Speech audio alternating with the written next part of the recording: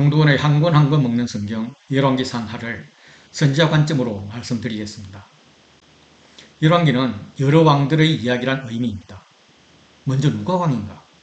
다윗, 솔로몬, 요시야, 히스기야 같은 선한 왕도 있고 아합, 므낫세 같은 못된 왕도 있었습니다. 이들의 이야기인가? 표면적으로 열왕기는 사울의 뒤를 이은 다윗과 솔로몬 왕국과 솔로몬이 죽은 후에 남북으로 분열되어서 북이스라엘 19왕과 남유다 19왕 그리고 여왕 아달랴까지 포함하면 남왕국 20왕의 흥망성쇠를 기록한 책입니다. 이때 많은 선지자들이 등장하여 설약을 하는데 열왕기의 핵심 인물은 과연 왕들인가? 아니면 선지자인가? 누가 진정한 이스라엘의 지도자인가? 먼저 이 부분을 생각해 보고자 합니다. 사무엘을 시작하면서 한나가 은혜를 간절히 구하고 있을 때에 여호와의 전 문설주 곁에 앉아있는 제사장 엘리가 등장했습니다. 그는 키세라고 불려지는 의자에 앉아 있습니다. 그들이 실로에서 먹고 마신 후에 한나가 일어나니 그때에 제사장 엘리는 여호와의 전 문설주 곁 의자에 앉아 있었더라. 그는 법궤를 전쟁터로 내보낸 후에 그 의자 키세에 초라하게 앉아서 전쟁 소식을 기다리고 있었습니다. 그의 걱정은 하나님의 궤에 있었습니다.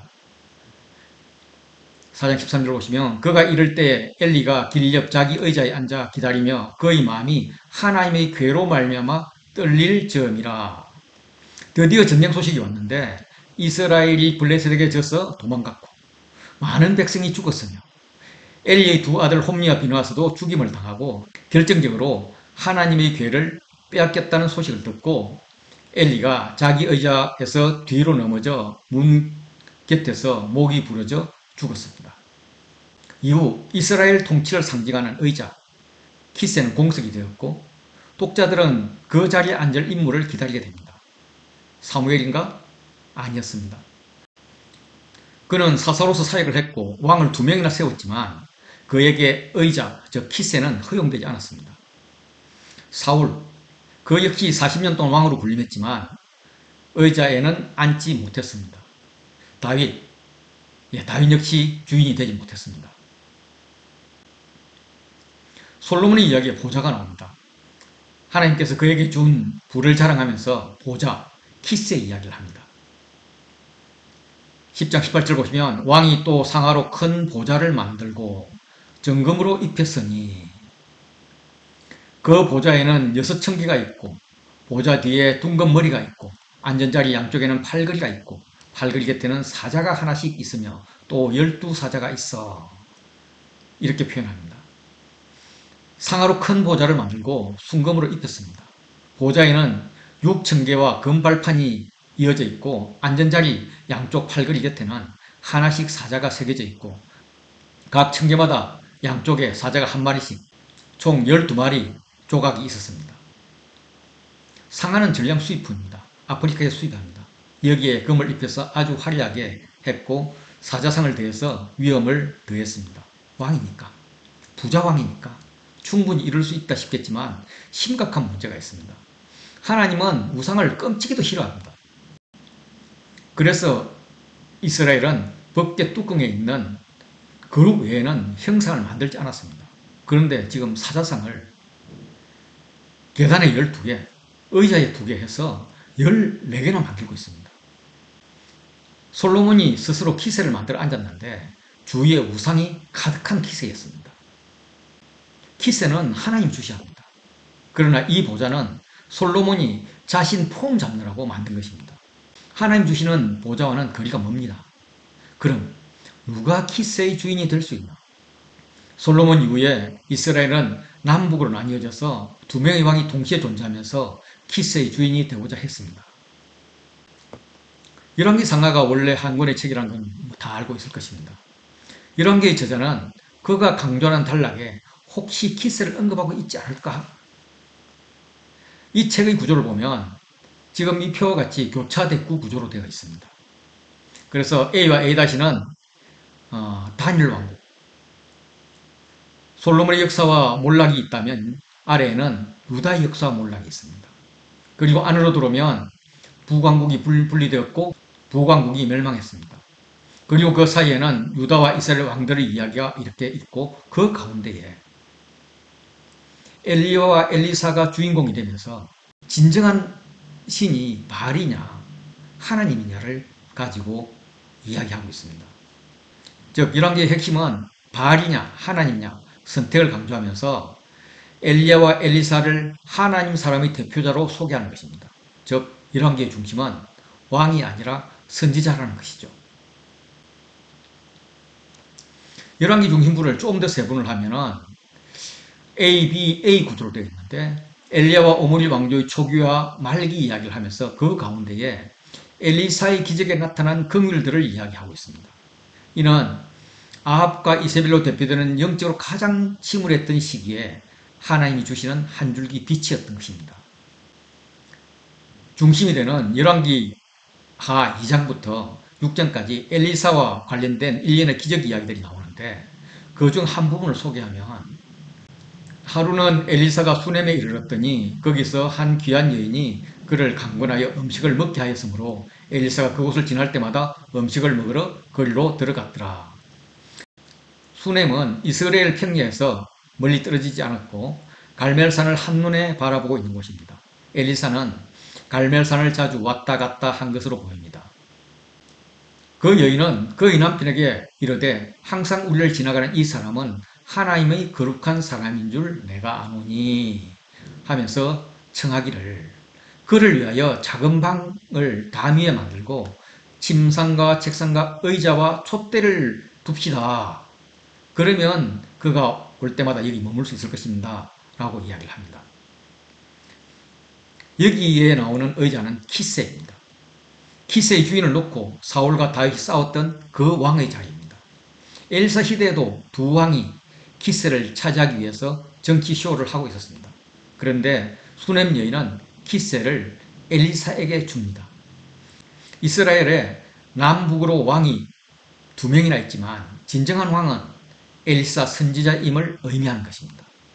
물론 진정한 왕은 하나님이죠. 그 왕의 말씀을 살아내고 전달하는 선지자가 이스라엘의 역사를 이끌어가는 키스의 주인공이라는 관점입니다. 그래서 열왕기는 왕 중심의 이야기보다 선지자 중심의 이야기로 읽어갈 필요가 있습니다. 열왕기의 선지자에 대한 명칭은 하나님의 사람 혹은 종 또한 선지자가 사용됩니다. 열왕기에는 최소한 11개의 예언이 성취되었습니다. 각 성취에는 말씀대로가 언급되어 있습니다. 성경 건축은 사무엘하 7장 13절에 예언되어 있고 열왕기상 8장 20절에서 성취됩니다. 그리고 왕국의 분열, 베델에서 단이 갈라지고 여로보암 가문이 멸망되고 바하사의 집이 멸망되고 이런 모든 것들, 베델의 단이 파괴될 것, 그리고 유다의 멸망까지 선지자의 예언은 말씀대로 성취되었습니다. 열왕기 저자와 저작 시기에 대해서는 확실한 증거가 없습니다. 탈무드는 예레미야가 저자라고 말합니다. 열왕기의 저자는 신명기 학파일 것입니다. 신명기 사상에 따라 글을 쓴 사람을 말합니다. 그리고 막대한 양의 자료를 볼 수 있는 자입니다. 선지자 중에 한 사람일 가능성이 상당히 높고요. 그래서 열왕기의 마지막 장과 예레미야 52장이 유사한 측면에서 예레미야일 가능성이 있습니다. 그러나 확정할 수는 없죠. 쓰여진 시기는 BC 560 이후부터 고레스 칙령이 내려지기 전으로 보여집니다. 왜냐하면 열왕기의 마지막에 포로로 잡혀갔던 여호야긴 왕이 죄수의 의복을 벗고 왕의 상에서 양식을 먹었다는 기사가 나옴을 볼 때 BC 562년 이후에 기록되었음을 알 수 있습니다. 그런데 이스라엘 역사에서 아주 중요한 고레스의 칙령과 포로 귀환이 나오지 않는 것을 볼 때 BC 538년 이전에 쓰여졌다고 추정할 수가 있습니다. 이렇게 저자와 저작 시기를 추정하는 이유는 열왕기의 최초 독자를 알기 위함입니다. 그래서 원독자는 저작 연도를 볼 때에 BC 562년 이후 바벨론 포로기의 유대인들입니다. 또한 열왕기의 내용을 보면 이스라엘과 유다가 멸망한 이유를 설명하고 있습니다. 그리고 이스라엘 회복을 암시하면서 신명기적 역사관에 의해서 쓰여졌습니다. 그리고 요시아의 개혁을 강조합니다. 따라서 포로기 독자들에게 주는 말씀일 가능성이 아주 높습니다. 그러면 열왕기는 독자에게 무슨 말을 하고 싶을까? 하나님이 선택하신 백성이 멸망당하고 포로가 된 이유를 말하기 위해서겠죠. 또 하나님은 언약에 기초하여서 행하는 분이다. 선지자들을 통해서 그것을 어떻게 다루고 계신지를 보여주기 위함입니다.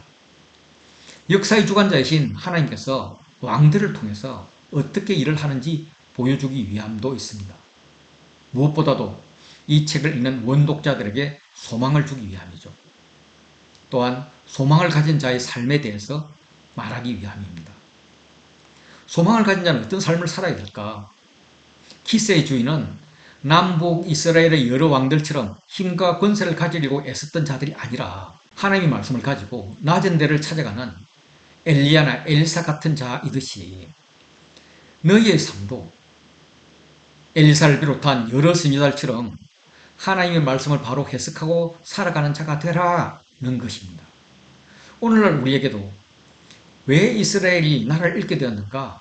키스의 주인이 누구인가를 통해서 우리가 살 길은 무엇인가를 말해주면서 이 열왕기가 선지서와 신약을 읽는데 배경이 되고 또한 모세의 오경과 보완적인 관계로 하나님의 사랑을 풍성히 해줍니다.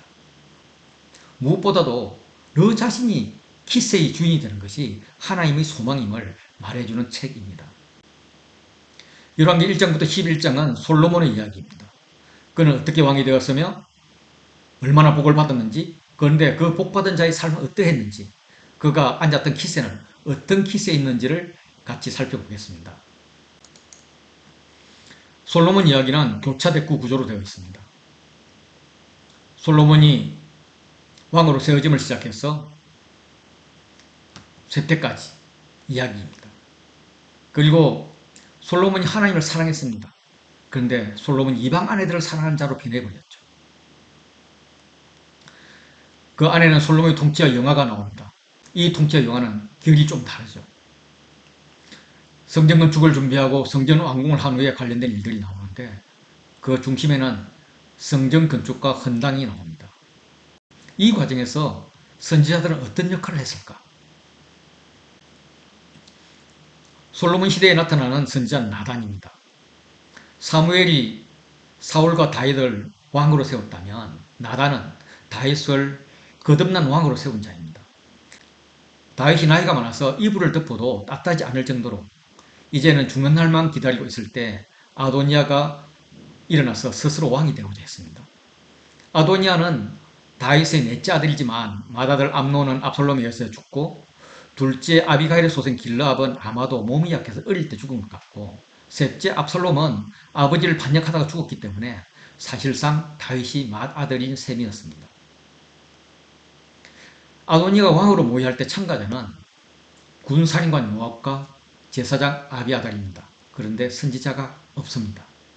왕에게 직언할 선지자를 세우지 않았습니다. 즉 왕이 될 자격이 없다는 것입니다.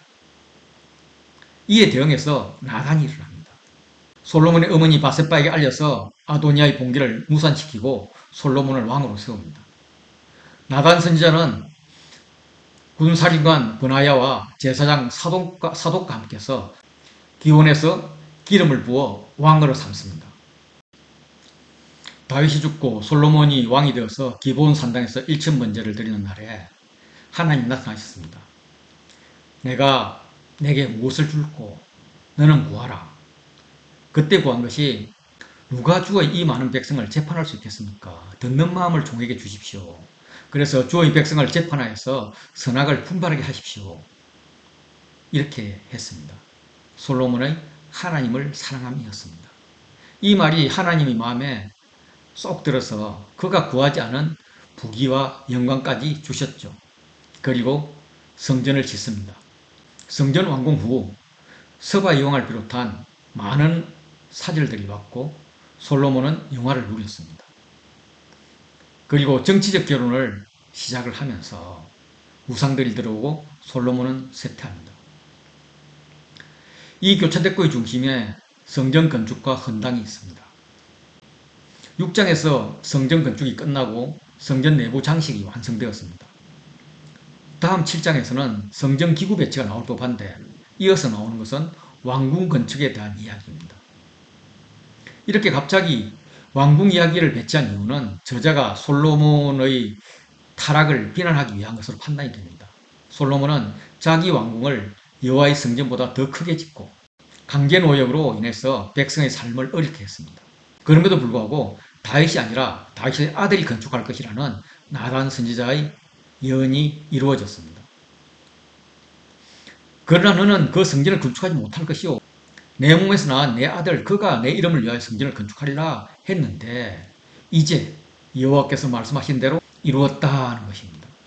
내가 여호와께서 말씀하신 대로 내 아버지 다윗을 이어서 일어나 이스라엘 왕이 앉았고 이스라엘의 하나님 여호와 이름을 위하여 성전을 건축했다라고 하는 거죠. 하나님이 솔로몬에게 두 번 나타나심을 기준으로 보면은 표와 같이 A, B, C, D, A, B, C, D 반복 구조를 가집니다.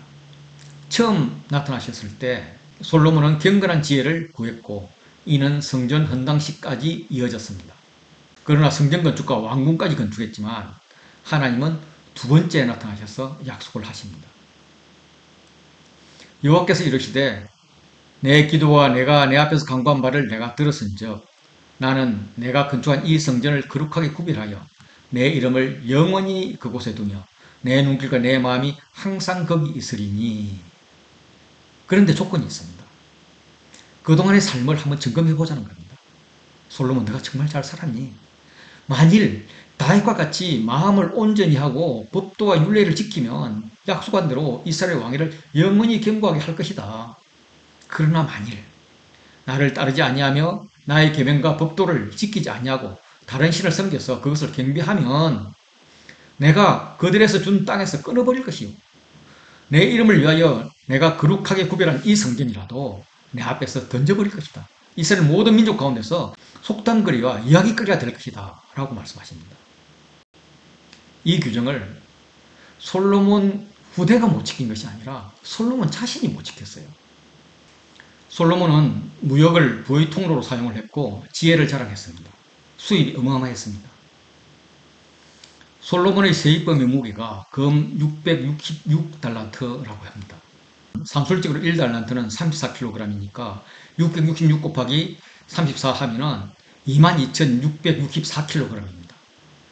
이는 상징적으로 해석하는 것이 바람직한 것 같아요. 666은 여기하고 배경구절인 역대하 9장 13절과 요한계시록에만 나옵니다. 요한계시록에는 지혜가 여기 있으니 총명한 자는 그 짐승의 수를 세어보라. 그것은 사람의 수이니 그 수는 666이니라 라고 합니다. 6은 사람이 할 수 있는 최상의 수이죠. 이 수가 3번 반복됩니다. 공부로 치면 처음 6은 반에서 1등, 두 번째 6은 전국에서 1등, 세 번째 6은 전국에서 1등 이런 것입니다. 부로 치면은 동네 최고 부자, 전국 최고 부자, 세계 최고 부자 이런 이야기인 거죠. 그러나 하나님의 수인 7에는 1이 모자란 수입니다. 7이 영적으로 성공이라면 6은 육적으로는 최고일지라도 영적으로는 실패한 것인 거죠. 666은 실패하고 또 실패하고 영원히 실패한 수인 것입니다. 그래서 솔로몬의 세입은 실패와 관계가 있습니다. 솔로몬은 부로 인한 타락에 이어서 이방 아내들로 인해서 타락함으로써 쇠퇴의 길을 걷습니다. 하나님이 진노하시는 거죠. 여호와께서 솔로몬에게 말씀하시되 내게 일어난 일이 있었고 또 내가 내 언약과 내가 내게 명령한 법도를 지키지 아니하였은즉 내가 반드시 이 나라를 내게서 빼앗아 내 신하에게 주리라. 솔로몬은 회개하고 돌아설 수 있는 절호의 찬스였지만 여전히 변화가 없었습니다. 하나님은 솔로몬의 대적들을 세웁니다. 에돔 사람 하닷을 세우고 소바왕 하닷에색에서 도망간 르손을 세우고 솔로몬의 신하 느밧의 아들 여로보암을 대적으로 세웁니다. 그 즈음에 실로로부터 선지자 아히야가 나타났습니다. 그 즈음에 여로보암이 예루살렘에 나갈 때에 실로 사람 선지자 아히야가 길에서 그를 만나니 아히야가 새 의복을 입었고 그 두 사람만이 들에 있더라. 실로로부터 온 선지자는 종교의 정통성을 말합니다. 엘리의 아들들의 죄로 인해서 실로는 폐허되고 법궤를 블레셋에게 빼앗겼다가 다윗이 예루살렘을 옮겨왔고 솔로몬은 성전을 지어서 법궤를 성 안에 두었지만 원래 성막과 법궤는 실로에 있었고 엘리와 사무엘도 실로에서 사역했습니다. 하나님은 솔로몬 성전을 자신의 이름을 두기 위해서 지정한 장소로 인정했지만 솔로몬은 점점 타락해서 마침내 여호와의 진노에까지 이르렀습니다. 이때 실로로부터 선지자 아이야가 새 옷을 입고 여로보암에게 간 것입니다. 아이야가 자기가 입은 새 옷을 잡아 12조각으로 찢고 여로보암에게 10조각을 줬습니다. 하나님이 솔로몬의 왕국을 12조각으로 찢어서 그 중에서 10지파를 빼앗아서 여로보암에게 맡기겠다는 말씀입니다. 그래서 솔로몬에게는 다윗을 생각해서 한 지파만 주겠다고 하죠. 사실은 두 지파인 거죠. 이런 식의 이야기는 솔로몬에게 하나님이 직접 나타나서 여러 번 알렸을 것입니다. 아마도 무수히 간접적으로도 전달했을 것입니다. 그렇지만 그는 둔감했습니다. 그래서 여로보암에게 직접 간 거죠. 아이야는 여로보암에게 하나님께서 다윗과 같은 수준의 복을 주실 것이라고 전달했습니다. 우리가 알다시피 사무엘하 7장 13절 14절에 보면 하나님께서는 다윗의 나라 왕위를 영원히 경고하게 할 것이다. 하나님께서는 다윗의 자손들에게 아버지가 되고 그들은 하나님에게 아들이 될 것이다. 이런 복을 주셨습니다. 이 복을 여로보암에게 주겠다는 겁니다. 단 조건이 있습니다. 조건은 내 종 다윗의 행함과 같이 내 율례와 명령을 지킨다는 것이죠.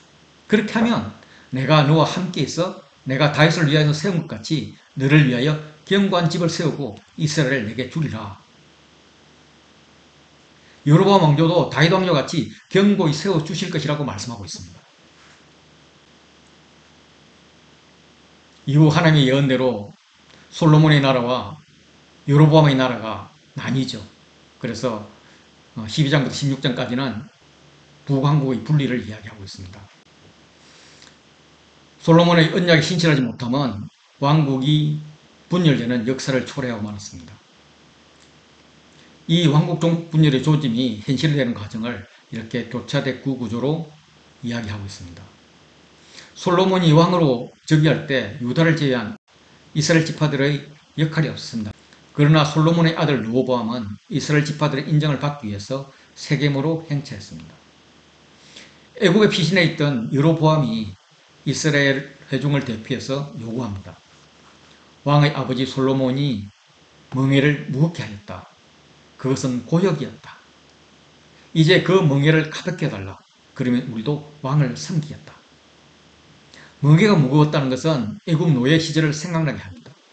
협상하는 여로보암은 마치 모세의 역할을 하고 본약의 르호보암은 애굽 바로의 역할을 하게 됩니다. 3일 말미를 받아서 르호보암 왕이 답을 구합니다. 그런데 하나님께 묻지 않고 선지자도 찾지 않았습니다. 먼저 솔로몬을 모셨던 장로들과 대책을 의논했더니 그들의 충언은 백성을 섬기는 왕이 되라는 것이었습니다. 그러면 오히려 백성들이 왕을 섬기는 종이 될 것이라고 말합니다. 그러나 이 답은 르호보암의 마음에 들지 않았습니다. 그래서 자기 마음에 들 만한 사람들을 찾습니다. 그들이 자기와 함께 자란 신하들입니다. 이 어리석은 자들이 왕의 비위를 맞춥니다. 아주 막말을 합니다. 내 새끼손가락이 아버지 허리보다 굵다고 하십시오. 손가락과 허리는 성에 대한 왕국 표현입니다. 쌍욕을 곁들인 자기 과시인 것입니다. 자기 생각을 붙이고 자기 마음에 드는 사람의 말을 다수 의견이라면서 자기 생각을 강행하고 그 결과는 왕국의 분열이었습니다. 이렇게 솔로몬의 죄로 인한 하나님의 계획은 진행되었습니다.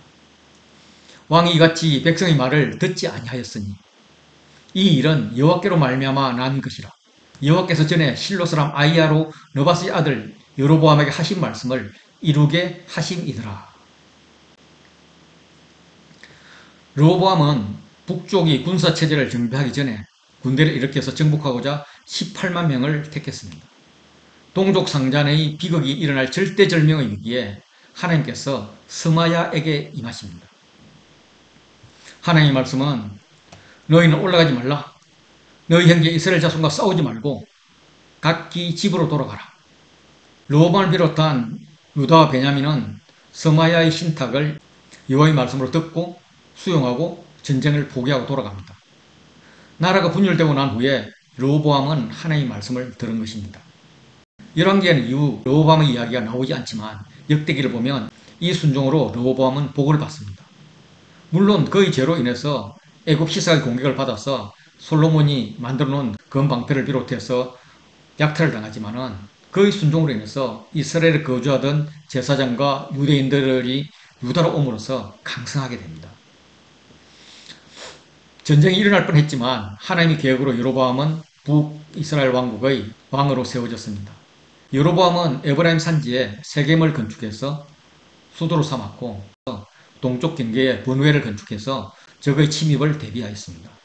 그럼에도 불구하고 그의 마음이 불안했습니다. 백성들이 1년에 3번 예루살렘 성전으로 제사 드리러 가는 것이 지속되면 백성을 다 빼앗겨 버리지 않을까? 백성들의 마음이 르호보암에게로 돌아가 버리면 누군가 암살자가 나타나서 나를 죽이지 않을까? 뭐 이렇게 발전을 했습니다. 여로보암은 하나님의 주권적 뜻에 의해서 왕이 되었지만 이제는 하나님의 뜻과 반대되는 계획을 세웁니다. 그래서 3가지 죄를 범합니다. 먼저 우상숭배의 죄를 범하죠. 금송아지 2마리를 만들어서 하나는 베델에 하나는 단에 둔 다음에 예배 드리러 구태여 멀리 예루살렘까지 갈 것이 없다. 각공에서 드리라 라고 백성을 설득합니다. 그가 또 산당들을 짓고 레위 자손이 아닌 보통 백성으로 제사장을 삼았습니다. 절기를 바꿉니다. 이스라엘은 남북으로 길게 형성된 나라여서 추수기간이 남북이 1개월 이상 차이가 납니다. 예를 들어 초막절인 경우 예루살렘 이남 지역은 7월이 괜찮습니다. 그렇지만 북쪽은 이런 시기였어요. 그래서 자기 마음대로 8월 15일을 절기로 만들어버립니다. 이 날에 베델로 올라가서 절기 제사를 드립니다. 왕의 즉위식을 겸했어요.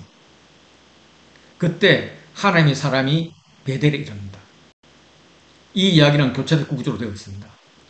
하나님의 사람이 베델에서 떠나기 전에 선포와 징조를 보입니다. 선포 일부는 즉시 여로보암 왕에게 이렇게 이루어지고 그리고 일부는 300년 후 요시야 왕을 통해서 성취될 것입니다. 하나님의 사람이 여호와의 말씀을 듣고 유다로부터 베델까지 쳐들어오던 아주 저돌적으로 와서 제단을 향해서 선포합니다. 여로보암을 완전히 무시하고 사람 취급은커녕 돌 취급도 하지 않습니다. 하나님의 사람이 제단을 향하여 여호와의 말씀을 외쳐 이르되 제단아 제단아 여호와께서 이와 같이 말씀하시기를 다윗의 집에 요시야라 이름하는 아들을 낳으리니 그가 내 위에 분향하는 산당 제사장을 내 위에서 제물로 바칠 것이요 또 사람의 뼈를 내 위에서 살리라 하셨느니라 하고 여기에 제사한 사람들은 2번 죽임을 당할 것이라는 것입니다. 여호와의 말씀이 이루어진다는 증거로 하나님이 징조를 보여주실 텐데 제단이 갈라지며 그 위에 있는 재가 쏟아지리라 라고 말합니다. 완전히 무시당해서 분노한 여로보암 왕이 손을 펴서 저놈을 잡아라 하고 명령을 했는데 오히려 그를 향하여 편손이 말라서 다시 오므릴 수가 없게 되었습니다. 그리고 징조 예언이 즉시 이루어졌습니다. 하나님의 사람이 여호와의 말씀으로 보인 징조대로 제단이 갈라지며 재가 제단에서 쏟아졌습니다. 그리고 300년 후에 예언한 대로 요시야 왕이 태어났고 그가 종교개혁을 했었습니다. 요시야가 여로보암이 베델에 세운 제단과 산당을 요시야 왕이 헐고 또 그 산당을 불사르고 빻아서 가루를 만들며 아세라 목상을 불살랐습니다. 또한 요시야가 산에 있는 무덤들을 보고 그 무덤에서 해골을 가져다가 제단 위에 불살라 그 제단을 더럽혔습니다. 이것은 하나님의 사람이 전하였던 그 말씀대로 된 것입니다. 왕이 기가 죽어서 하나님의 사람에게 부탁합니다. 청하건대 너는 나를 위하여 내 하나님 여호와께 은혜를 구하여 내 손이 다시 성하게 기도하라. 그래서 하나님의 사람이 여호와께 은혜를 구하니 왕의 손이 다시 성하도록 정화같이 되었습니다. 여로보암이 정상적이라면 하나님 잘못했습니다. 회개해야 하는데 하나님께는 반응하지 않고 이적을 보인 하나님의 사람에게 관심을 둡니다. 그는 손과 팔이 전처럼 정상적으로 사용되는 것에 감사하고 아마도 능력 있는 자를 자신을 위한 제사장으로 삼고 싶었을 것입니다. 그래서 하나님 사람에게 나와 함께 집에 가서 쉬라. 내가 네게 예물을 주리라. 이렇게 회유합니다. 하나님의 사람이 거절했습니다. 그런데 거절이 좀 구차스럽습니다. 왕께서 왕의 집 절반을 내게 준다 할지라도 나는 왕과 함께 들어가지도 아니하고 이러면서 마치 발람이 발락과 흥정할 때의 느낌을 줍니다. 여호와의 말씀이 내게 명령하여 이르시기를 떡도 먹지 말며 물도 마시지 말고 왔던 길로 되돌아가지 말라 하셨습니다. 이런 구차한 말을 하고 있습니다. 그냥 왕에게 회개하라 한마디면 될 텐데 자기가 직통 계시를 받는 것을 지금 자랑하고 있습니다. 독자들을 더 불안하게 하는 것은 왔던 길로 되돌아가지 말라 했다는 말을 이야기한다는 겁니다. 사실은 이런 말씀을 들었으면 조용히 사라지면 됩니다. 다른 사람이 추적하지 못하도록 몸을 숨기가면서 돌아오라는 것인데 무명의 선지자는 오히려 자기가 가는 길을 알려주는 모양새입니다. 민수기에 나오는 발람의 마음을 품고 지금 여로보암의 제안을 기다리고 있지 않았을까 하는 생각이 듭니다. 베델에 한 늙은 선지자가 등장합니다. 다른 제사장들과 선지자들은 여로보암의 종교정책에 반대하여서 예루살렘으로 돌아갔는데 이자는 여전히 베델에 남아있습니다. 이 이야기는 늙은 선지자가 하나님 사람의 소식을 듣습니다. 그리고 어떤 말을 하죠. 그리고 아들들에게 나귀 안장을 채우도록 하고 하나님 사람을 찾아서 선지자가 선포를 하는데 그 신탁이 곧 성취가 됩니다. 이런 ABCDE 구조가 한 번 더 진행이 되는 거죠. 첫 사이클은 늙은 선지자가 아들을 통해서 하나님의 사람이 간 곳을 알아내고 나귀를 타고 가서 만나서 함께 집으로 가서 떡을 먹자고 청합니다. 하나님의 사람은 여호와의 말씀이 내게 이르시기를 내가 거기서 떡도 먹지 말고 물도 마시지 말며 내가 오던 길로 되돌아가지도 말라 하셨다. 그래서 너랑 같이 갈 수 없다. 여로보암에게 했던 말을 다시 반복을 합니다. 늙은 선지자가 하나님의 사람에게 자신도 선지자라고 밝히고 천사가 당신을 집으로 데리고 가서 떡과 물을 마시게 하라는 변경된 여호와의 말씀을 전해주었다라고 거짓말을 해서 집으로 데리고 갑니다. 그들이 떡을 먹으며 물을 마실 때 갑자기 여호와의 말씀이 늙은 선지자에게 임하여서 하나님의 사람을 향해서 질책을 합니다. 내가 여호와의 말씀을 어기며 내 하나님 여호와께서 내게 내리신 명령을 지키지 아니하고 돌아와서 여호와가 너희들아 떡도 먹지 말고 물도 마시지 말라 하신 곳에서 떡을 먹고 물을 마셨으니 내 시체가 내 조상들의 묘실에 들어가지 못하리라. 분위기를 확 깨는 이야기죠. 그런데 하나님의 사람은 음식을 다 먹어요. 아마 술에 취해서 스럽게 끼를 부리면서 웃고 떠들고 했던 것 같습니다. 그 후에 나귀를 태워서 보냈는데 사자가 길에서 그를 만나 물어 죽였습니다. 두 번째 사이클은 늙은 선자가 이 소식을 듣고 나귀 안장을 채워서 죽은 선자를 찾아갔습니다. 그가 가서 본적 그의 시체가 길에 버린 바 되었고 나귀와 사자는 그 시체 곁에 서 있는데 사자가 시체를 먹지도 아니하였고 나귀를 찢지도 아니하였더라. 이상하게도 사자가 나귀를 먹지 않는 것입니다. 나귀는 그냥 곁에 서 있습니다. 사자가 옆에 있는데도 도망가지도 않습니다. 사자도 그 시체 곁에 그냥 서 있을 뿐입니다. 이게 무슨 말인가? 나귀는 히브리어로 하몰입니다. 창세기에서 하몰은 세겜의 아버지라고 했습니다. 여로보암은 북이스라엘을 세우고 세겜을 수도로 삼았습니다. 세겜의 아버지가 된 것이죠. 즉 여로보암은 세겜의 아버지 하몰이며 나귀인 것입니다.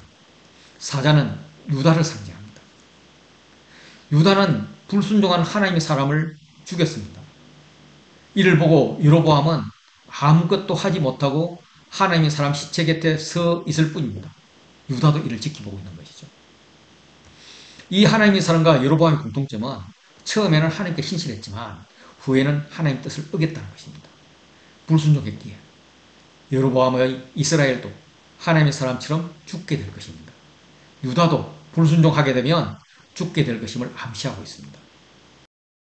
늙은 선지자는 그 사람을 장사한 후에 자신이 죽으면 하나님의 사람이 뼈 곁에 두라고 부탁을 하고 하나님의 사람이 한 여호와의 말씀이 반드시 이루어질 것을 확신합니다. 늙은 선지자의 확신과 장사에 대한 부탁은 더 이상 여로보암의 신여 노릇을 하지 않고 당당히 맞서다가 죽을 것임을 선포하는 것 같습니다.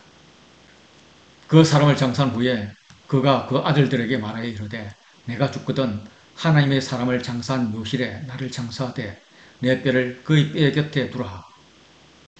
요시아의 종교개혁 때 이방 산당과 무상들을 불사르고 빻아서 가루로 만들 때 사람의 해골로 그 자리를 채워서 더럽게 했습니다. 이때 늙은 선지자와 하나님의 사람의 묘지 비석을 요시아가 본 것입니다. 요시아가 이르되 내게 보이는 저것이 무슨 비석이냐?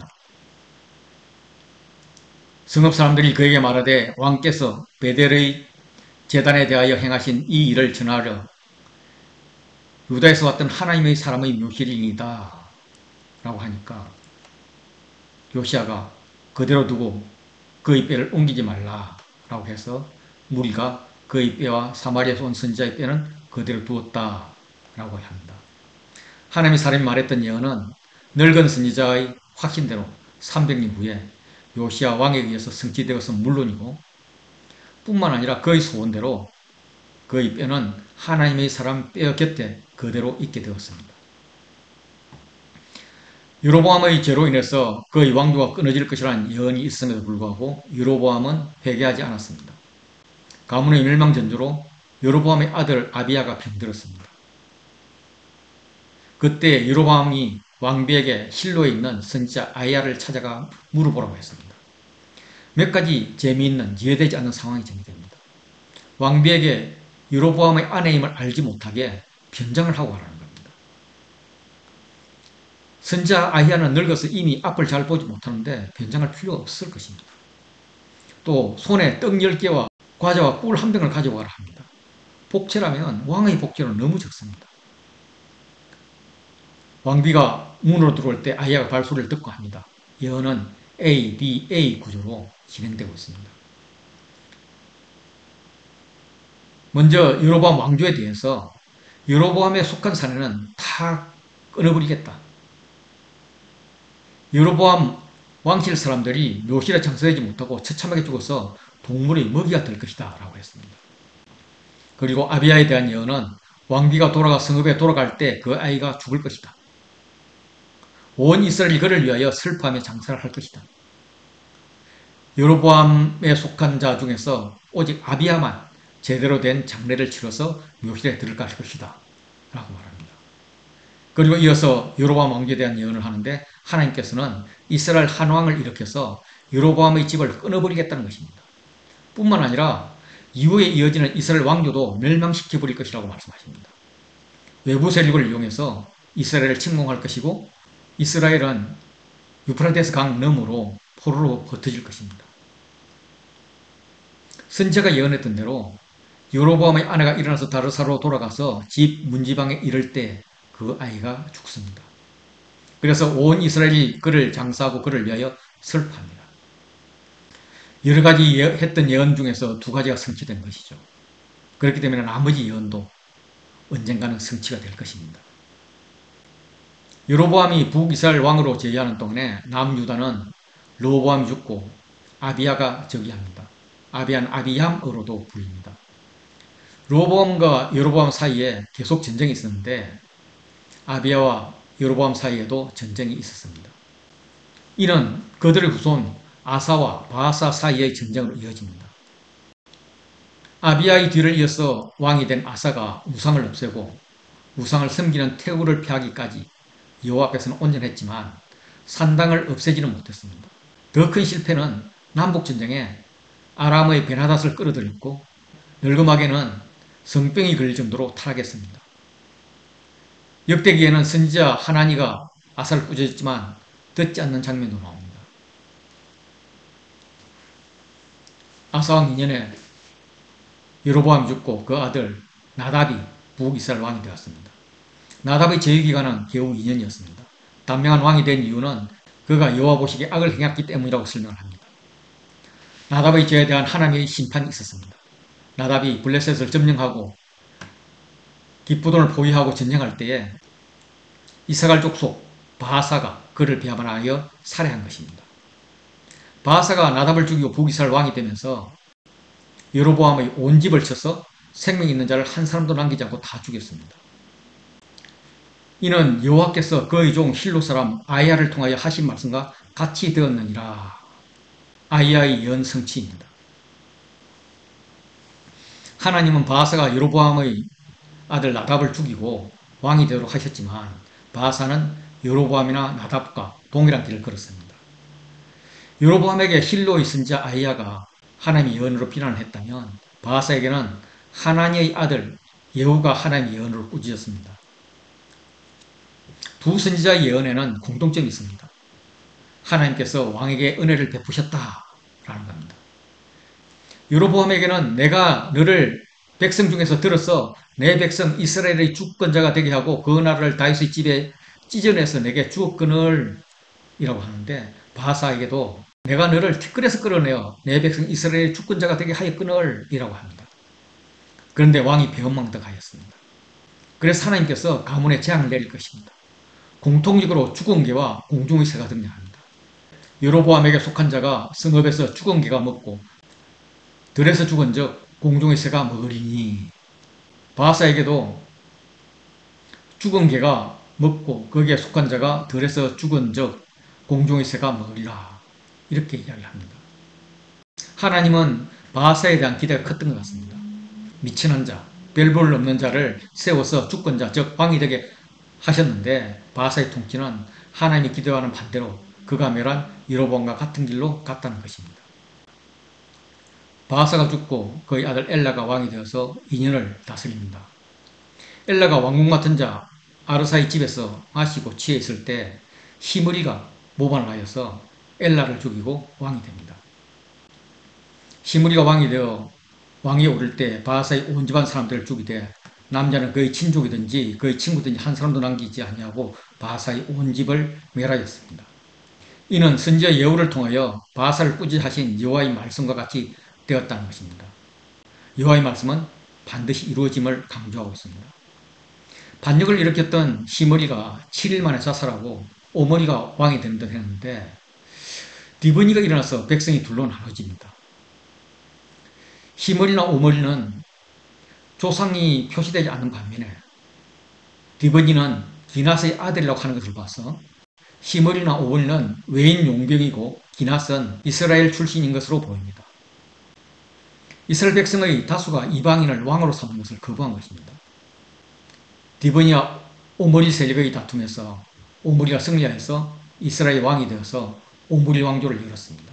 오므리는 내전을 수습한 후에 수도를 사마리아로 옮겼습니다. 시돈과 두로 페니키아와 연합하여서 국제무역을 했고 모압을 정복했습니다. 이스라엘 역사상 가장 강했고 국제적으로도 이름을 날렸던 왕조이며 아수르 문에도 나오지만은 열왕기 저자는 오므리에게 단 8절만 할애하여 줄 뿐입니다. 그의 대외 업적은 전혀 없고 여호와 보시기에 악했다라고 간단히 평가합니다.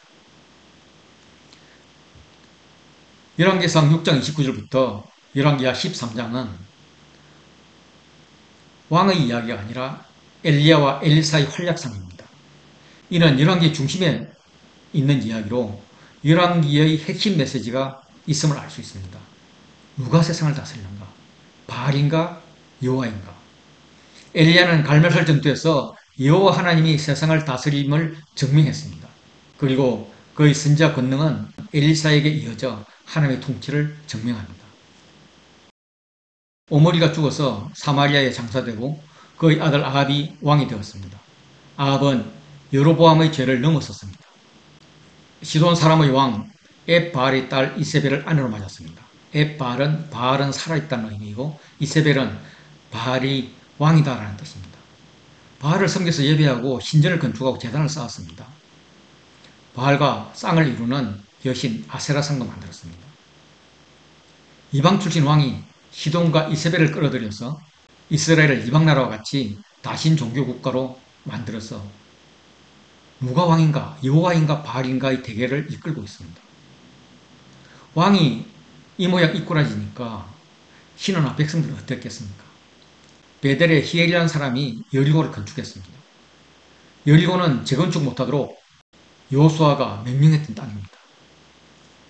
여호수아 6장 26절을 보면 여호수아가 그때 맹세하게 하여 이르되 누구든지 일어나서 이 여리고성을 건축하는 자는 여호와 앞에서 저주를 받을 것이라. 그 기초가 쌓을 때 그 마다들을 이룰 것이요 그 문을 세울 때에 그의 막내 아들을 이르라 하였더라. 하엘이 이를 무시하고 여리고를 건축하기 시작했습니다. 그랬더니 여호수아의 예언대로 그가 틀을 쌓을 때 맏아들 아비람을 잃었고 그 성문을 세울 때 막내 아들 서굽을 잃었으니 여호와께서 눈의 아들 여호수아를 통하여 하신 말씀과 같이 되었더라. 하나님의 말씀이 무시되는 시기에도 하나님의 말씀은 여전히 살아있어 이루어지고 있습니다. 아합이 여호와를 떠나도 너무 떠나버렸습니다.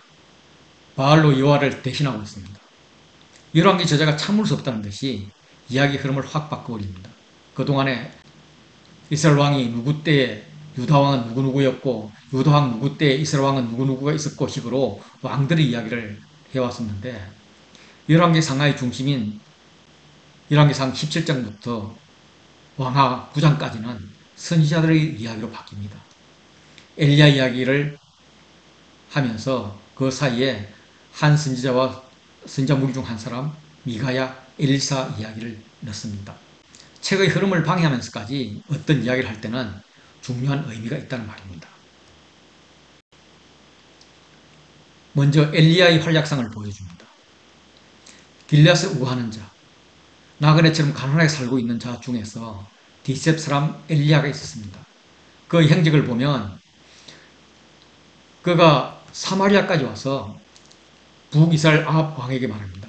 내가 섬기는 이스라엘 하나님 여호와께서 살아계심을 두고 맹세하노니 내 말이 없으면 수년 동안 비도 이슬도 있지 아니하리라. 아합이 숭배하는 바알은 풍요의 신으로 비, 태풍, 천둥을 주관하는 신입니다. 그런데 엘리야는 바알이 아니라 여호와가 비를 다스리는 하나님이다라는 걸 선포합니다. 이스라엘은 건기와 우기의 구별이 뚜렷합니다. 봄에 늦은 비가 내린 이후에 여름 비가 내내 덥고 건조한 건기가 이어지면 가을에 이른 비가 내린 후에 우기가 시작됩니다. 우기가 되면은 비가 올 것이 뻔하기 때문에 여호와 하나님이 비를 내리지 않을 것이라 하는 말이 아합의 입장에서는 여호와를 망신 줄 수 있는 절호의 기회였습니다. 소문이 나고 우기가 되어서 비가 오면 웃음거리로 만들고 싶었을 것입니다. 그래서 야 떠들어라 마음껏 떠들어라 그래서 엘리야를 잡거나 죽이지 않았던 것 같습니다. 우기가 되어도 비가 오지 않고 비를 다스리는 분은 바알이 아니라 하나님이심이 증명되었을 때 여호와의 말씀이 엘리야에게 임했습니다. 너는 여기서 떠나 동쪽으로 가서 요단강 거리 시냇가에 숨어서 그 시냇물을 마시라. 내가 까마귀를 명령해서 거기서 너를 먹이게 하리라. 이후 그는 시돈의 사르밧 과부에게 가서 음식 공급을 받습니다. 3년이 지나서 다시 사마리아로 돌아가서 아합에게 도전장을 던지고 갈멜산에서 바알 선지자 450명 대 엘리야 1로 대결을 벌여서 승리합니다. 그리고 아합에게 비가 올 것이니 산에서 내려와서 궁으로 가라고 한 다음 비가 오자 엘리야는 왕의 말보다 빨리 달려서 이스라엘로 갑니다. 이쯤 되면은 아합이 여호와의 종기로 돌아올 것으로 알았는데 기센 여자 이세벨이 오히려 엘리야에게 추방령을 내립니다. 그는 북이스라엘에서 나와서 유다 중에 또 최남단인 브엘세바까지 갑니다. 거기서 자살을 시도하지만 죽지 못하고 40일에 걸친 여행으로 호렙산에서 마치 모세가 경험하듯 하나님을 만납니다. 그는 길갈로 가서 엘리야를 후계자로 세우고 불로 아시아 군사를 멸한 다음에 베델에서 여리고로 가는 길에서 하늘로 올라갑니다. 이 중 몇 가지만 소개하도록 하겠습니다.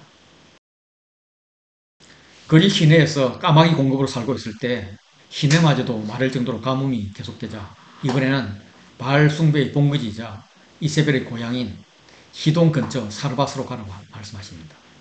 더욱이 그곳에서 사회적 보호 대상인 과부가 주는 음식을 얻어먹고 살라 합니다.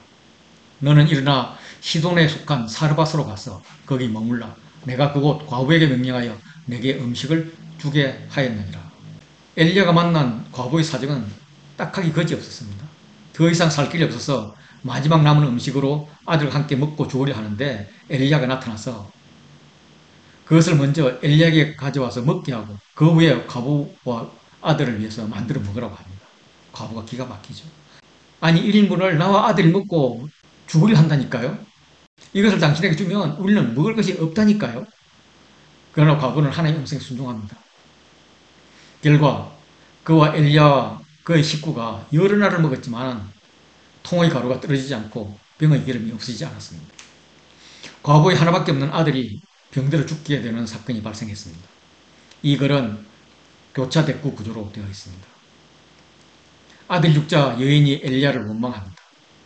그런데 아들이 살아나자 여인이 엘리야를 인정합니다. 엘리가 여인에게서 아들을 취해서 돌려주는데 그 사이에 엘리야가 기도하여서 아들을 살리는 장면이 있습니다. 아들 육자 여인은 엘리야에게 자신의 아픔과 절박함을 토해냈습니다. 하나님의 사람이요.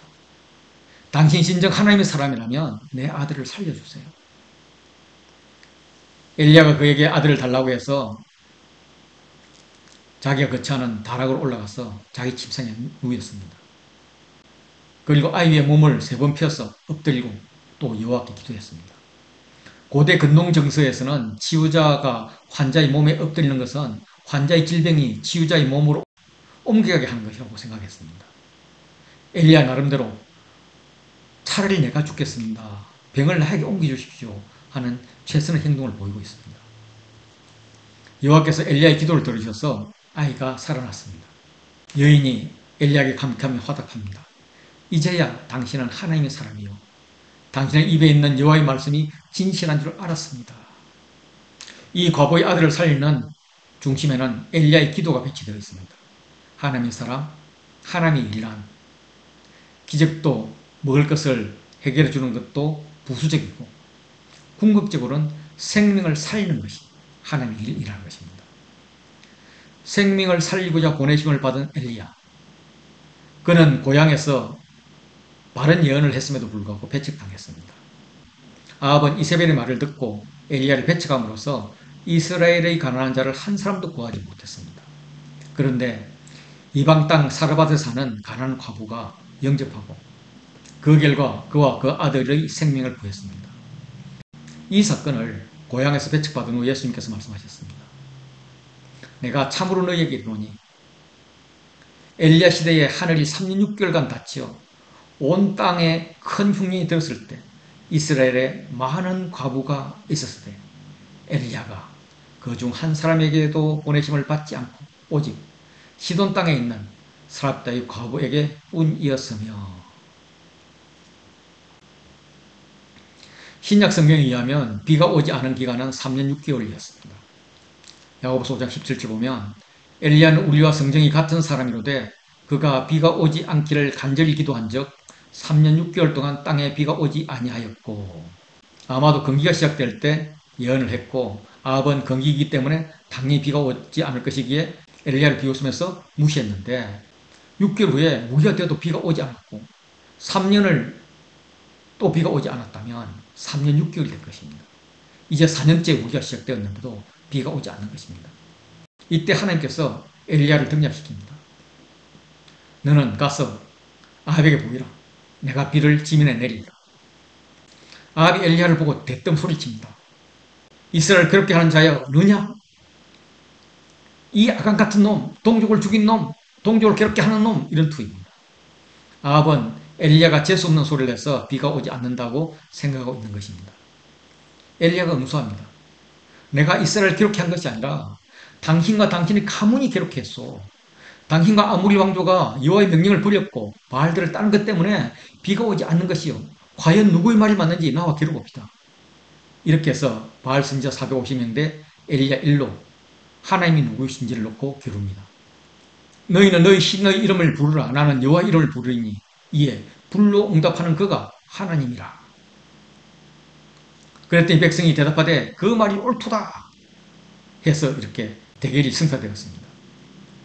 바알 선지자들이 자기까지 해가면서 미친 듯이 떠들어 정오를 지나서 저녁때가 되도록 아무 응답도 받지 못하자 엘리야가 모든 백성을 가까이 불러 모은 다음에 그들 앞에서 무너진 여호와의 제단을 수축했습니다. 엘리야가 백성들이 보는 데서 여호와의 이름을 의지하여서 그 돌로 제단을 쌓고 제단을 돌아가며 도랑을 만들고 나무를 버리고 송아지의 각을 떼서 나무 위에 놓았습니다. 열왕기 저자는 웬만큼 성경 지식이 있는 사람이면 다 알고 있는 사항을 아주 자세히 묘사하고 있습니다. 아마도 여호와의 제단 회복을 상징하면서 가르치려는 목적이 있는 듯합니다.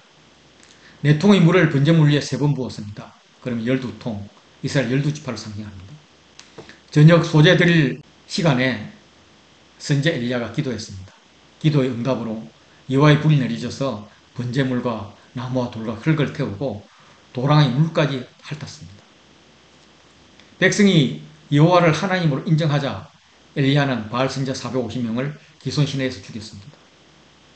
바알 선자를 완벽하게 이긴 엘리야가 아합에게 일단 요기는 하면서 비를 기다리라고 말하고 자신은 갈멜산 꼭대기로 올라가서 땅에 꿇어 엎드려서 그의 얼굴을 무릎 사이에 넣고 기도합니다.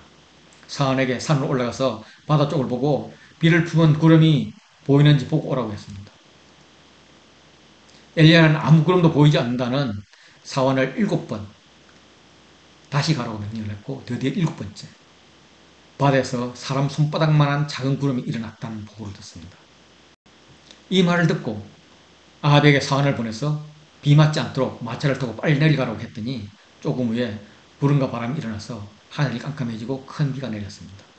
아합이 마차를 타고 이스라엘로 가는데 엘리야는 여호와의 능력을 받아서 아합의 마차를 앞서 달려갔습니다.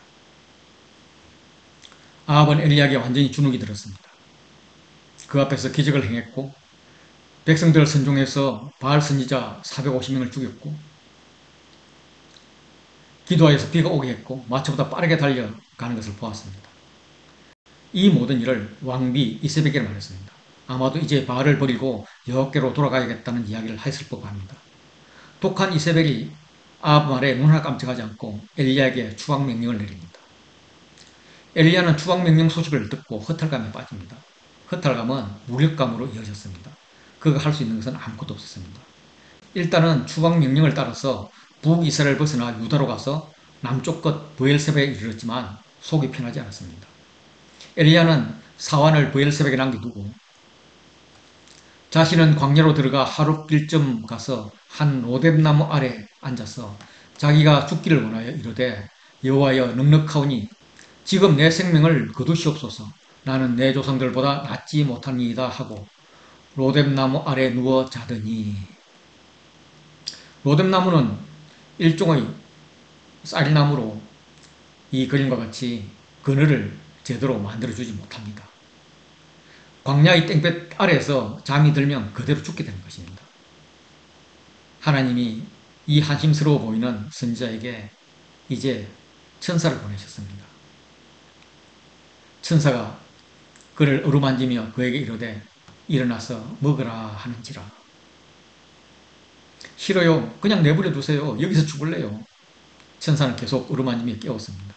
못 이기는 척하고 일어나 보니까 머리맡에 숯불에 구운 떡과 한 병 물이 있었습니다. 배가 고파서 일단 먹었지만 다시 누워버립니다. 죽겠다는 의지를 바꾸지 않습니다. 여호와의 천사가 또 와서 어루만지면서 말합니다. 일어나 먹어라. 내게 할 일이 있어. 이렇게 잠만 자고 있으면 내가 갈 길을 가지 못해. 먹고 다시 기운 차려. 가야 할 길이 있다는 말에 일어나서 먹고 마시고 그 음식물의 힘을 의지해서 호렙산으로 향합니다. 40주 40야를 가서 하나님의 산 호렙에 이르렀습니다. 호렙산, 즉 시내산은 여호와 하나님이 모세를 만났던 곳입니다. 모세에게 10계명을 주셨던 곳이고 이스라엘 백성과 언약을 맺었던 곳입니다.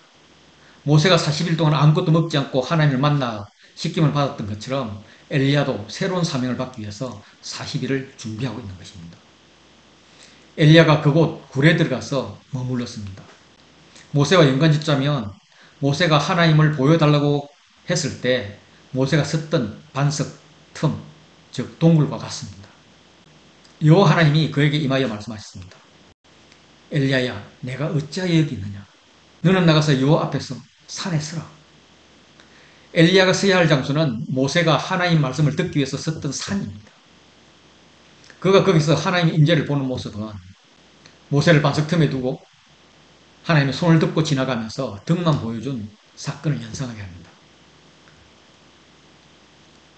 하나님이 지나가는 자리에 크고 강한 바람이 산을 가르고 바위를 부수었습니다.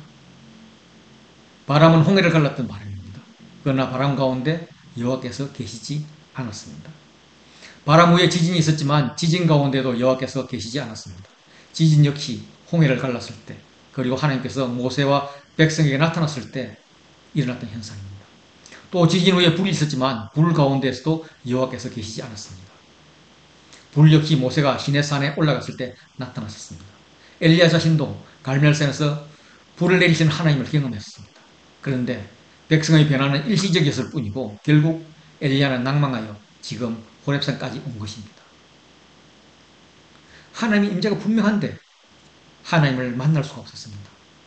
우리가 상상할 수 있는 대단한 기적이 분명 하나님이 하신 것이지만 그 기적 가운데 하나님을 만나지 못하는 것입니다. 불 후에 세미한 소리, 즉 작은 속삭임이 있었습니다. 이는 말씀입니다. 엘리야가 듣고 하나님의 말씀 앞으로 나아갔습니다.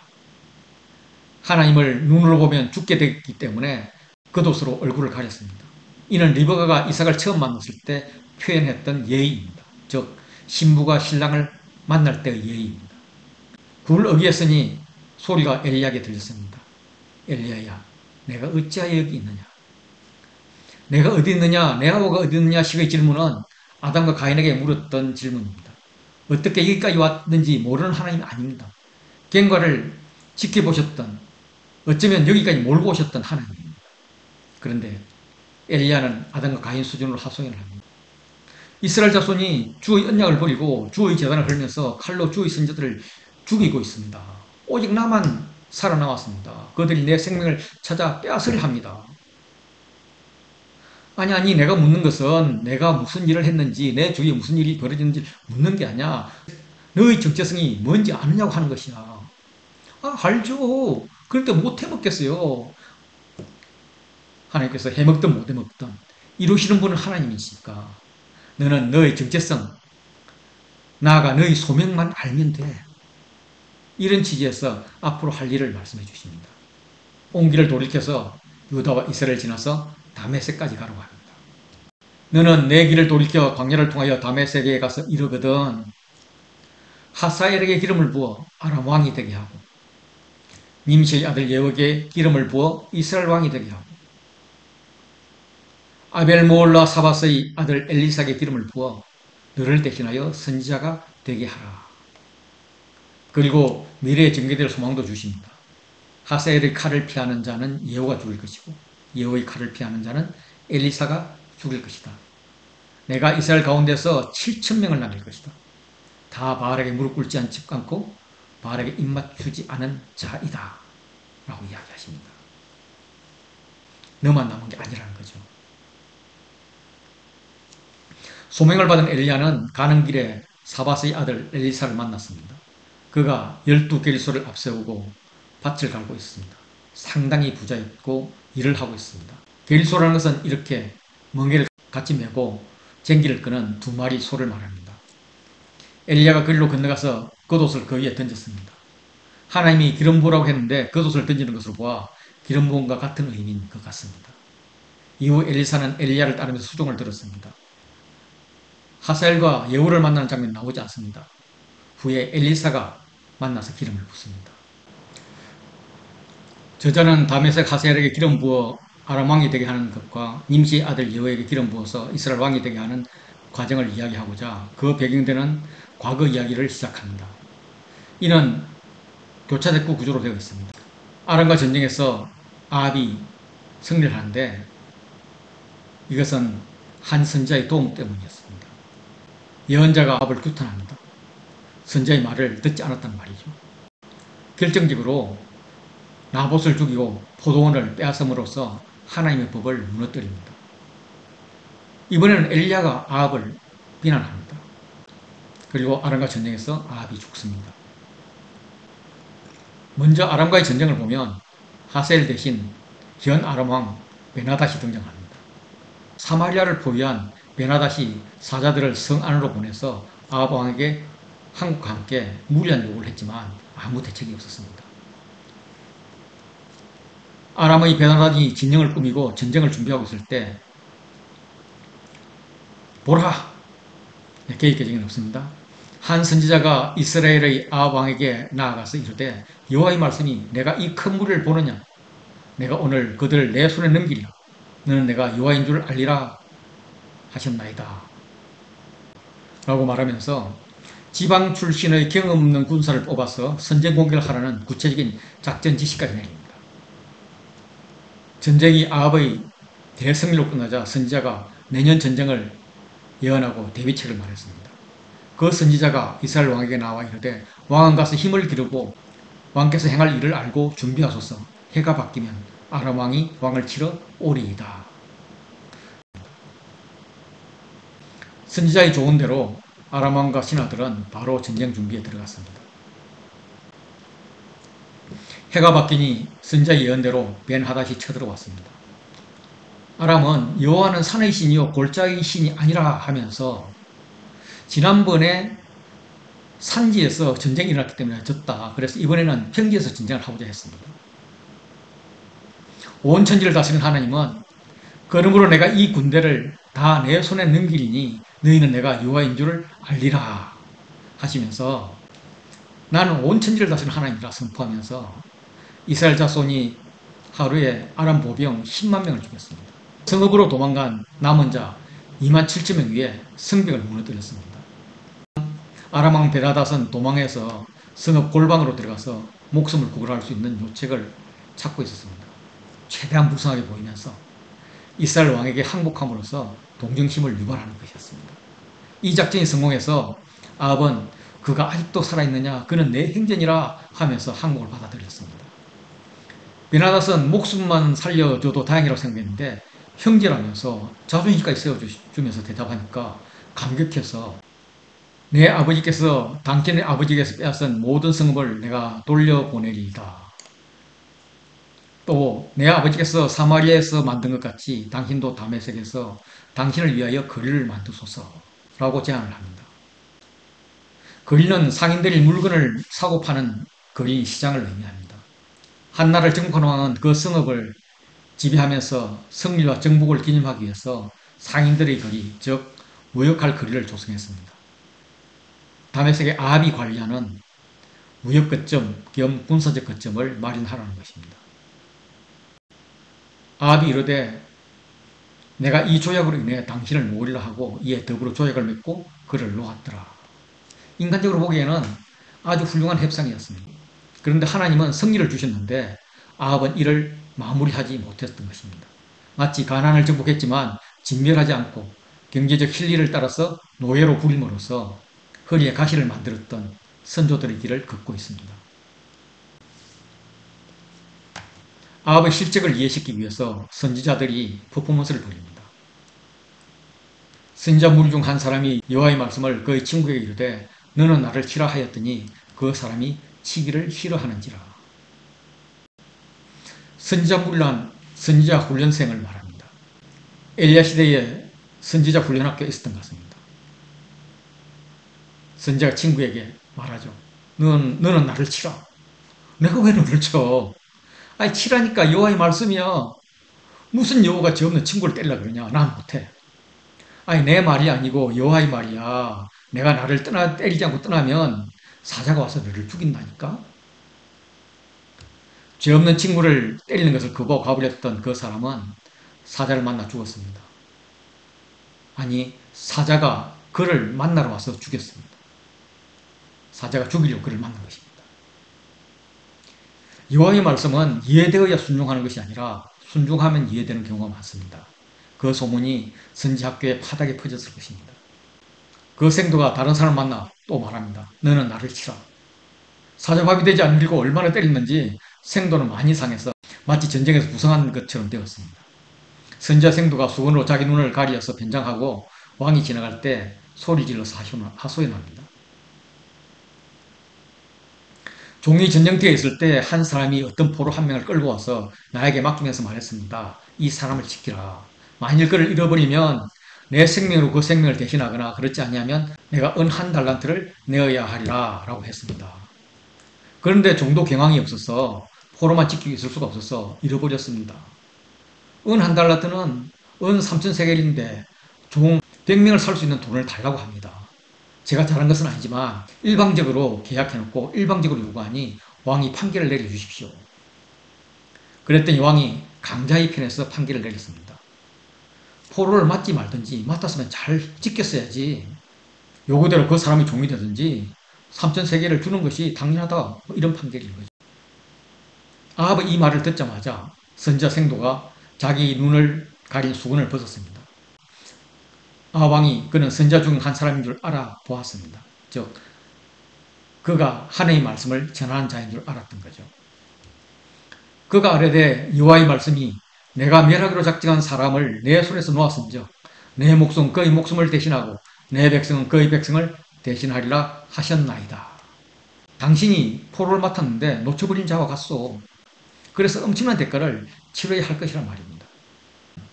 이렇게까지 이해하기 쉽게 하나님의 말씀을 전했으면 회개해야 하는데 아합은 기분을 나빠하면서 화를 내고 그냥 왕궁으로 가버렸습니다. 회개의 기회를 놓쳐버린 거죠. 선지자 생도만 실컷 터지고 몸과 마음이 아픈 상황입니다. 선지자는 위기에 처한 나를 구하려고 계속 하나님의 말씀을 전합니다. 하나님의 말씀은 이해되지 않더라도 내 마음에 들지 않더라도 지켜야 함을 말하고 있습니다. 이를 받아들이면 나라는 세워져 가고 받아들이지 않으면 망하는 것입니다. 그런데 바른 길을 제시하는 선지자들은 이름도 없습니다. 이세벨이 나봇을 죽이고 나봇의 포도원을 차지한 이야기는 아합의 이야기 중심에 있어서 하나님의 법을 무너뜨린 그의 죄악상을 대표합니다. 아합 왕이 이스라엘 사람 나봇의 포도원을 보고 탐이 나서 팔라고 했지만 거절당합니다. 왕으로서 빼앗을 수도 있는데 팔라고 한 것은 정당한 요구로 보이고 충분히 있을 수도 있는 일 같지만 이스라엘의 세계관에서는 땅은 하나님 것으로 사고 팔 수가 없습니다. 아합도 이를 알기에 어쩔 수 없었습니다. 아합이 나봇의 포도원을 사서 채소밭으로 만들겠다고 했는데 여기에는 의미심장한 상징이 포함되어 있습니다. 포도원은 하나님의 백성 이스라엘 상징입니다. 채소밭은 애굽 땅을 의미합니다. 그렇기 때문에 포도원을 사서 채소밭을 만들겠다는 것은 이스라엘을 애굽으로 만들어버리겠다는 의미가 됩니다. 이스라엘과는 다른 세계관을 가진 이세벨이 나봇과 같은 성에 사는 장로들과 귀족들에게 편지를 보내서 음모를 꾸며서 나봇의 포도원을 빼앗아 아합에게 주었습니다. 그래서 아합이 포도원의 주인이 된 것입니다. 재밌게도 포도원으로 번역된 히브리어 발음은 케렘, 즉 진멜의 히브리어 발음 헤렘과 비슷합니다. 그래서 아합은 진멜의 주인인 것입니다. 여호와의 말씀이 디셉 사람 엘리야에게 임했습니다. 너는 그에게 말하여 이르기를 여호와의 말씀이 내가 죽이고 또 빼앗았느냐고 하셨다 하고 또 그에게 이르기를 여호와의 말씀이 개들이 나봇의 피를 핥는 곳에서 개들이 내 피 곧 내 몸의 피도 핥으리라 하였다 하라. 너가 그래 죽인 것도 모자라 땅을 빼앗았냐? 너는 무덤도 쓰지 못할 정도로 비참한 죽음을 당할 것이다. 또한 여호와 보시기에 악을 행하였으므로 내가 재앙을 내게 내려 너를 쓸어버릴 때 내게 속한 남자는 매인자나 노인자나 다 멸할 것이요 내 집이 느바스의 아들 여로보암의 집처럼 되게 하고 아히의 아들 바사의 집처럼 되게 하리니 라고 징계를 예언했습니다. 아합이 엘리야가 전하는 말씀을 듣고 의외의 반응을 보입니다. 아합이 이 모든 말씀을 들을 때에 그의 옷을 찢고 회개했단 말이죠.